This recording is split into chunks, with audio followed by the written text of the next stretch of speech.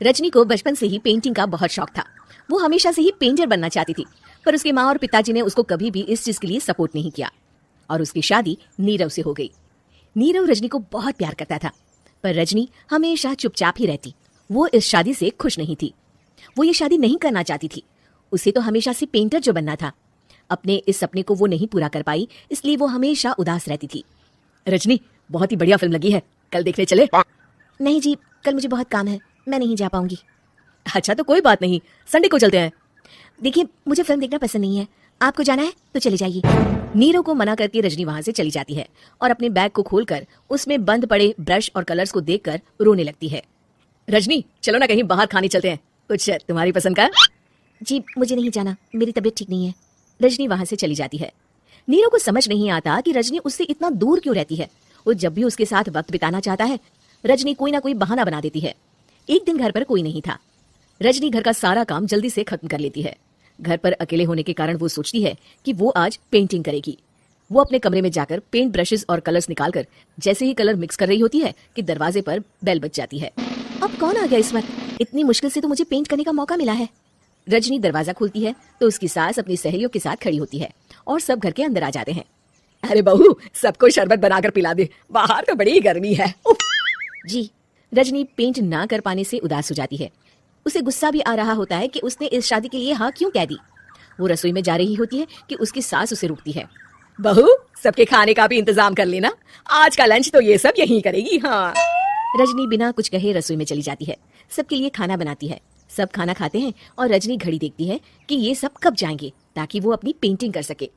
जब शाम होती है तब सब चले जाते हैं अपने घर। अरे बहू, सब तेरे खाने की तो बहुत तारीफ कर रहे थे, सबको बहुत अच्छा लगा खाना। आपको मुझे सुबह बताना चाहिए था ना कि आपकी सहेलियां आ रही है। पता भी है कितना वक्त लगा सारा खाना बनाने में। अरे बहू, तू ऐसे कैसे बात कर रही है मुझसे? तो और कैसे बात करूं? मैं इस घर की कोई नौकरानी नहीं हूं कि इतना काम करूंगी। रजनी अपने कमरे में जाकर दरवाजा बंद कर लेती है। शाम को जब नीरव आता है तो उसकी माँ उसे पूरी घटना के बारे में बताती है। क्या रजनी ने आपसे इस तरह बात की माँ?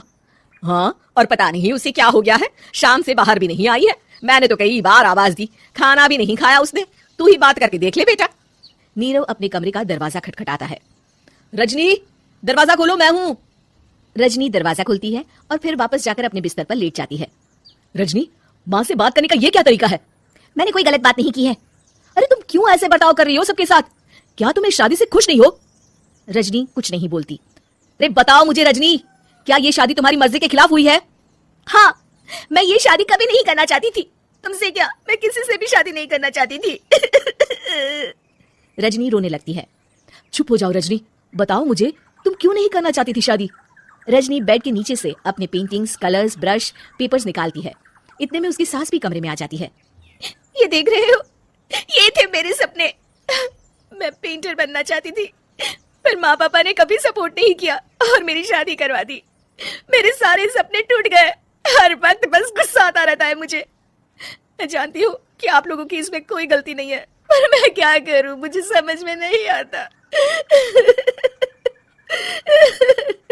रजनी फूट फूट कर रोने लगती है।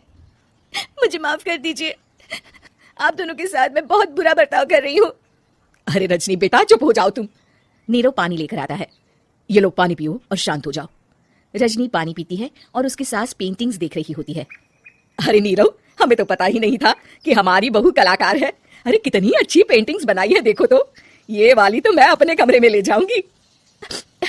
आपको ये पेंटिंग्स अच्छी लगी? अच्छी नहीं, बहुत अच्छी लगी। और तुमने हमें बताया क्यों नहीं? तुम जब चाहे पेंटिंग कर सकती हो रजनी। हम तुम्हारे सपनों को पूरा करने में तुम्हारा पूरा साथ देंगे। हाँ बेटा, हम कला की कद्र करते हैं। हम कलाकार तो नहीं, पर मुझे गर्व है कि मेरी बहू एक कलाकार है।